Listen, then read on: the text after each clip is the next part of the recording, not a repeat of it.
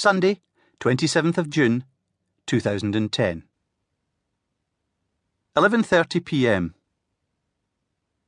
It was late on a hot summer night. Partick Central Station was sweltering, and DI Colin Anderson was bored.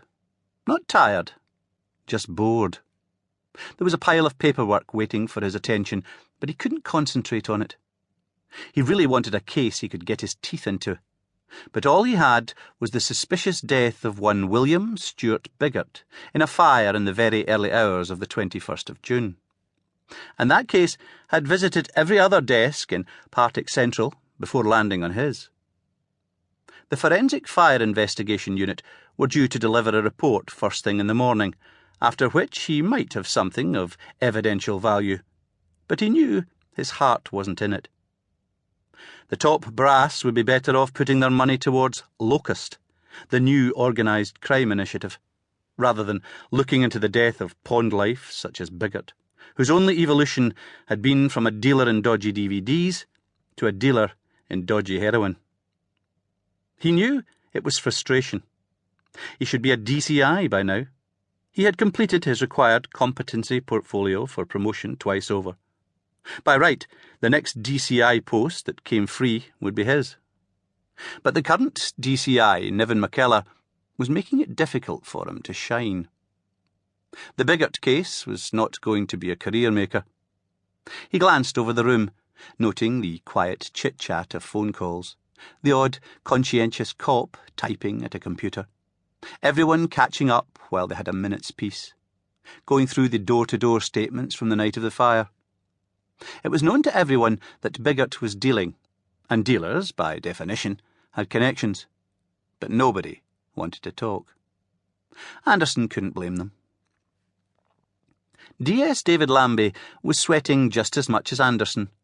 Red hair clamped to his skull, his fair skin pink and angry along the hairline and the collar, as if he'd caught the sun.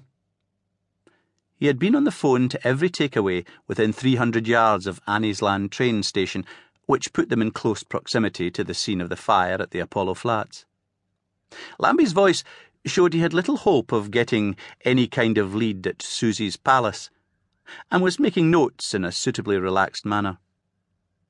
Anderson looked closer. His sergeant was doodling. Then Lambie hung up the phone and gazed deep into the middle distance, rattling his biro noisily back and forth between his teeth.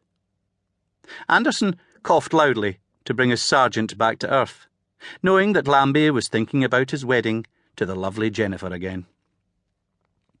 A phone rang. He looked round the office. None of the Partick boys seemed inclined to pick it up, so he did, grateful for the diversion. "A what?" he said, once the voice at the other end had paused for breath. It was such a bad line that even at 11:30 on a Sunday night, when the room was quiet, he could hardly hear.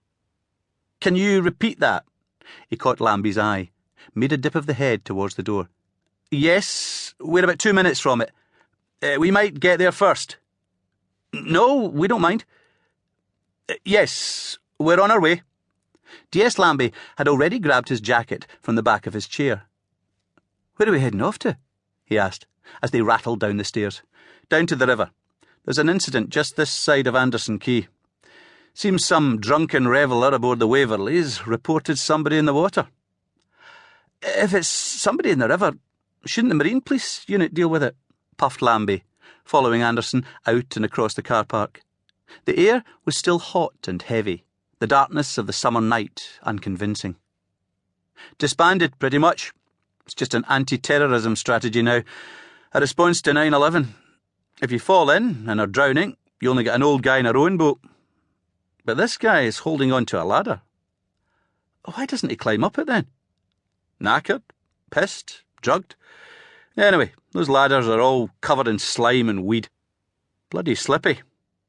No matter what, it's a breach of the peace and a chance to get out of the station."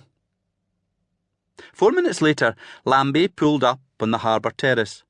They both hopped out of the focus, eyes scanning the river for any signs of activity. There were no lights, no patrol cars, nothing.